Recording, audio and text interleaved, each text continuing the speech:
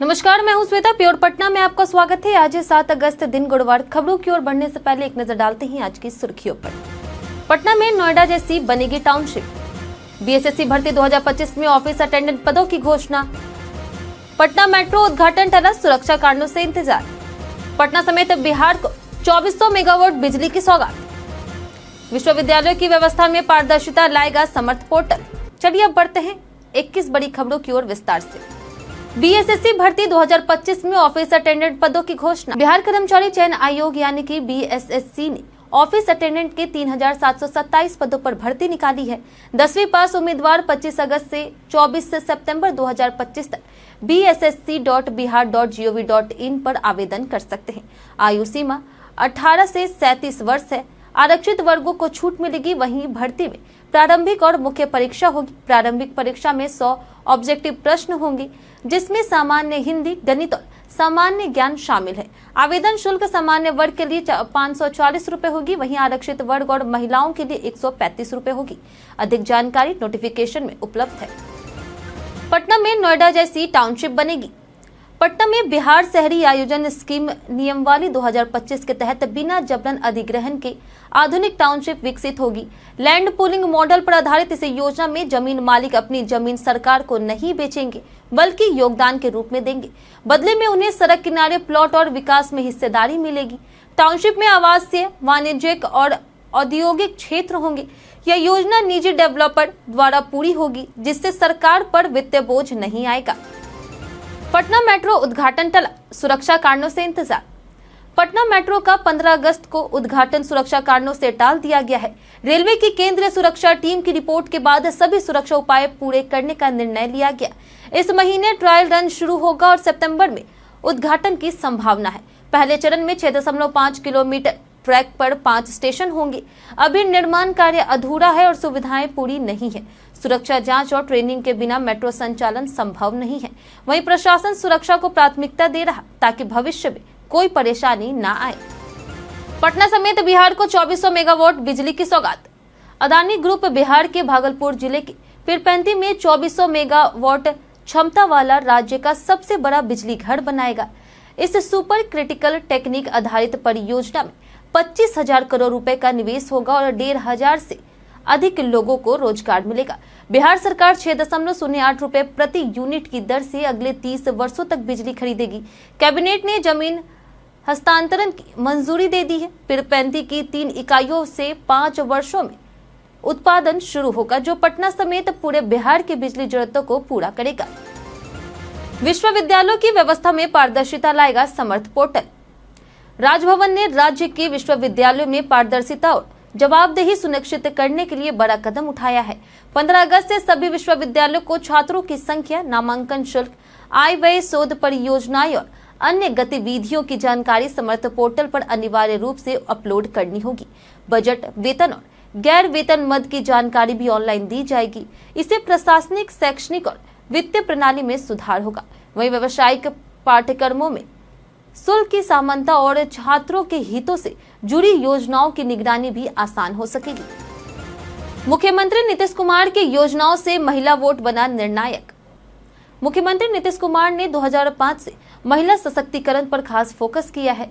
Cycle योजना, पंचायती राज में आरक्षण, जीविका, कन्या उत्थान जैसे योजनाओं में से महिलाओं की शिक्षा, राजनीतिक और आर्थिक भागीदारी बढ़ी। इसके चलते 2010, 2015 और 2020 के चुनाव में महिला वोटरों की भागीदारी पुरुषों से अधिक रही, जिससे नीतीश को जीत मिली। महिला वोट बैंक की ताकत देखकर अब राजद और कांग्रेस ने भी महिलाओं को लुभाने की योजनाएं बनाई है, जैसे माई बहन योजना। महिलाओं की भूमिका अब निर्णायक बन गई है और 2025 चुनाव में उनकी भागीदारी सभी दलों की रणनीति की धुरी होगी। बीपीएससी ने 2 साल में दी रिकॉर्ड नौकरियां। बीपीएससी ने 2 वर्षों में कुल 3,35,325 उम्मीदवारोर को सरकारी नौकरी दी।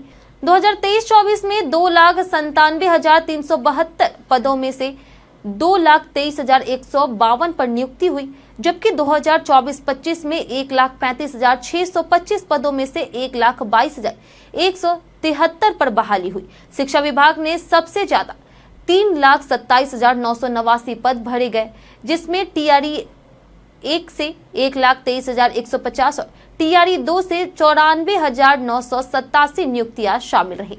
अन्य विभागों में प्रशासन, स्वास्थ्य, कृषि और भवन निर्माण विभाग में भी नियुक्तियां की गई। यह बिहार में अब तक की सबसे बड़ी बहाली प्रक्रिया मानी जा रही। डोमिसाइल नीति से बिहार युवाओं को मिला बड़ा लाभ। बिहार सरकार ने डोमिसाइल नीति को मंजूरी दे दी है, जिसके तहत शिक्षा विभाग की भर्तियों में 90 से 95% पद बिहार के मूल निवासियों के लिए आरक्षित होंगे। मंत्री विजय चौधरी ने इसे युवाओं के भविष्य के लिए ऐतिहासिक फैसला बताया है। अब तक 80 से 85% बिहार के अभ्यर्थी स्वाभाविक रूप से चयनित होते थे, लेकिन नई नीति से यह प्रतिशत और बढ़ेगा। ये मांग को सरकार ने गंभीरता से लिया। उन्होंने विपक्ष पर आरोप लगाया कि वे इस जनहितकारी फैसले को भी राजनीतिक हथकंडे की तरह प्रचारित कर रहे हैं। गंगा में उफान से बिहार में बाढ़ का खतरा। गंगा नदी का जलस्तर लगातार बढ़ रहा, जिससे पटना, बक्सर, भागलपुर समेत कई जिलों में बाढ़ का खतरा मंडरा रहा है। केंद्रीय जल आयोग और आपदा प्रबंधन विभाग ने अलर्ट जारी किया है। दीघा, गांधी घाट, हाथीदह और कहलगांव जैसे गेज स्थलों पर जलस्तर खतरे के निशान से ऊपर है। तटबंधों पर दबाव बढ़ गया है, लेकिन सरकार निगरानी और मरम्मत में जुटी है। राहत कार्यों की अग्रिम तैयारी कर ली गई है। यदि बारिश और अपस्ट्रीम से जल प्रवाह जारी रहा तो गंगा नया रिकॉर्ड बना सकती है। ग्रामीण सड़कों से बिहार को मिल रही नई दिशा। मुख्यमंत्री ग्रामीण सड़क उन्नयन योजना से बिहार के 17,927 पदों के निर्माण को मंजूरी मिली है, जिनमें से 11,985 पदों पर कार्य शुरू हो चुका है। यह योजना ग्रामीण क्षेत्रों में सड़क नेटवर्क को मजबूत कर रही, जिससे हर मौसम में आवागमन आसान हुआ। योजना से कृषि, व्यापार, दुग्ध व्यवसाय और पर्यटन को बढ़ावा मिला है और बढ़ी और ग्रामीण अर्थव्यवस्था सशक्त हुई है। 2025-26 तक सभी सड़कों के शुद्धिकरण का लक्ष्य है। सड़क रखरखाव के लिए विशेष कार्यक्रम और तकनीकी उपाय भी लागू किए गए। बिहार में हरित ऊर्जा को मिलेगा नया बायोगैस बल। बिहार में 2025 तक 10 कॉम्पैक्ट बायोगैस यानी CBG संयंत्र स्थापित किए जाएंगे, जिनमें 1500 करोड़ रुपए से अधिक का निवेश होगा। इससे 15 लाख घरों को स्वच्छ ऊर्जा और 50,000 से अधिक लोगों को रोजगार मिलेगा। सरकार ने CBG कनेक्शन को 50 लाख तक बढ़ाने का लक्ष्य तय किया है। चयनित इकाइयों को प्लांट लागत पर 15% तक सब्सिडी मिलेगी। महिला, दिव्यांग और वंचित वर्गों को 15.75% सब्सिडी दी जाएगी। बिहार में 2070 तक शून्य कार्बन उत्सर्जन के लक्ष्य हेतु 23,968 मेगावाट अक्षय ऊर्जा उत्पादन की योजना बनाई गई है। चुनाव से पहले साइबर ठगी रोकने का प्रयास। आर्थिक अपराध इकाई ने साइबर ठगी रोकने के लिए दूरसंचार कंपनियों को सिम कार्ड वितरकों और एजेंटों का पुनः सत्यापन करने का निर्देश दिया है। एडीजी नैयर हसनैन खान ने सुपौल में सिम बॉक्स ठगी का हवाला देते हुए वितरण प्रणाली को पारदर्शी बनाने और संदिग्ध गतिविधियों की तत्काल सूचना देने को कहा गया। चुनाव को देखते हुए सुरक्षा पर विशेष जोर दिया गया। बैठक में 2 उप समूह बनाने का निर्णय हुआ, जो तकनीकी समाधान और रणनीति पर कार्य करेंगे। सिम ठगी में विदेशी नेटवर्क और क्रिप्टो भुगतान की भूमिका भी उजागर की गई। जागरूकता अभियान चलाने पर बल दिया गया। एम्स पटना डॉक्टर हड़ताल 5वें दिन जारी रही। एम्स पटना में डॉक्टरों की हड़ताल बीते मंगलवार को 5वें दिन भी जारी रही, जिससे ओपीडी और इमरजेंसी सेवाएं ठप रही। विधायक चेतन आनंद और डॉक्टरों के बीच विवाद से स्थिति और गंभीर हो गई। वहीं डॉक्टर FIR वापसी की मांग पर अड़े रहे, जबकि विधायक ने समझौते से इनकार किया। अन्य मेडिकल कॉलेजों के डॉक्टरों ने भी समर्थन में प्रदर्शन किया। करीब 80 सर्जरी टल गई और हजारों मरीजों को परेशानी हुई। प्रशासन ने डॉक्टरों से काम पर लौटने का आग्रह किया है, लेकिन समाधान नहीं निकला। सावन पूर्णिमा और रक्षाबंधन का 2 दिवसीय पर्व। 8 और 9 अगस्त को सावन पूर्णिमा 2 दिन रहेगी। 8 अगस्त को व्रत की पूर्णिमा रहेगी, जबकि 9 अगस्त को रक्षाबंधन मनाया जाएगा। इस दिन नदी स्नान, दान पुण्य और पूजा पाठ किए जाएंगे। ज्योतिषाचार्य पंडित मनीष शर्मा के अनुसार इस बार भद्रा का साया नहीं रहेगा और शिव, विष्णु और शनिदेव की पूजा का शुभ योग होगा। पूर्णिमा पर महालक्ष्मी और विष्णु का अभिषेक, शनिदेव का तेल से अभिषेक और काले तिल का दान किया जाना चाहिए। इष्ट देव को रक्षा सूत्र अर्पित कर सुख समृद्धि की कामना करें। पटना राजगीर 4 लेन से दूरी घटेगी। मुख्यमंत्री नीतीश कुमार ने सालेपुर राजगीर 4 लेन हाईवे का शिलान्यास और राष्ट्रीय उच्च पथ 82 पर नए राजगीर रोड ओवरब्रिज का उद्घाटन किया। 862.63 करोड़ की इस परियोजना से पटना राजगीर की दूरी 20 किलोमीटर घटेगी और जाम से राहत मिलेगी। यह सड़क राजगीर के खेल परिसर, एयरपोर्ट और पर्यटन स्थल तक पहुंच आसान बनाएगी। आरओबी से ट्रैफिक सुगम होगा और अंतर्राष्ट्रीय स्टेडियम तक सीधी पहुंच बनेगी। मुख्यमंत्री ने भूटानी मंदिर में पूजा की और रग्बी अंडर 20 चैंपियनशिप की तैयारियों का जायजा लिया। इस परियोजना से औद्योगिक आर्थिक विकास और पर्यटन को गति मिलने की उम्मीद है। मोकामा बख्तियारपुर फोरलेन पर बारिश से उभरे गड्ढे। मार्च 2025 में उद्घाटित मोकामा बख्तियारपुर फोरलेन पर पहली बारिश के बाद ही दरारें और गड्ढे दिखने लगे। साइड स्लोप पर कई स्थानों पर सड़क धंस गई, विशेषकर बेड़ना गांव और रानी सराय पुल के पास। मरम्मत कार्य अधूरा और घटिया स्तर का बताया जा रहा। वहीं स्थानीय लोग भ्रष्टाचार का आरोप लगा रहे। वहीं इंजीनियरों ने सवालों से बचते हुए उच्च अधिकारियों का हवाला दिया। सड़क की गुणवत्ता और निगरानी पर गंभीर सवाल खड़े हो रहे। भारतीय डाक की रजिस्टर्ड पोस्ट सेवा को अलविदा। भारतीय डाक विभाग ने 1 सितंबर 2025 से 50 साल पुरानी रजिस्टर्ड पोस्ट सेवा बंद करने का निर्णय लिया है। इससे स्पीड पोस्ट में मर्ज किया जाएगा ताकि सेवाएं तेज, ट्रैक योग्य और आधुनिक बन सके। हालांकि इससे आम लोगों, खासकर ग्रामीण और कम आय वर्ग पर आर्थिक असर पड़ेगा, क्योंकि स्पीड पोस्ट की दरें अधिक है। विभाग ने सभी संस्थानों को बदलाव से पहले स्पीड पोस्ट अपनाने का निर्देश दिया। अब स्पीड पोस्ट में तेज डिलीवरी, ऑनलाइन ट्रैकिंग और डिलीवरी एक्नॉलेजमेंट की सुविधा मिलेगी।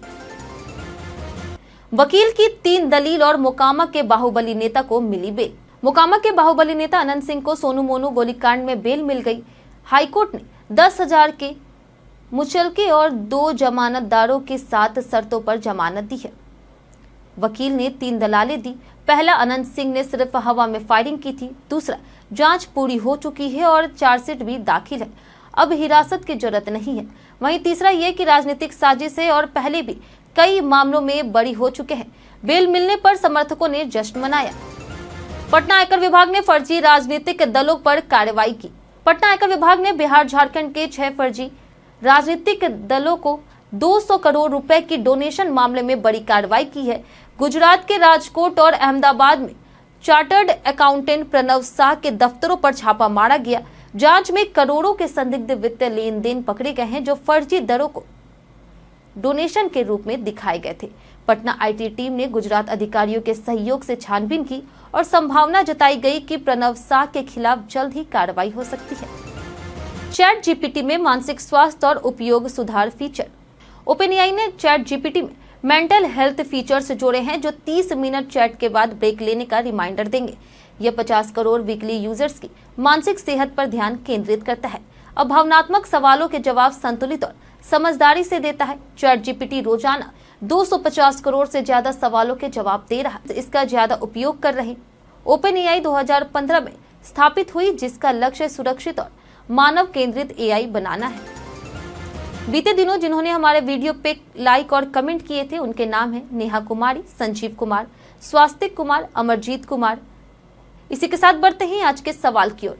आपको क्या लगता है, सीएम नीतीश कुमार की महिला सशक्तिकरण योजनाओं ने महिलाओं की भागीदारी को कितना बढ़ाया है? आप अपना जवाब हमें हमारे कमेंट सेक्शन में लिखकर जरूर बताएं। आज के लिए इतना ही। पटना के तमाम खबरों के साथ बने रहने के लिए देखते रहे प्योर पटना।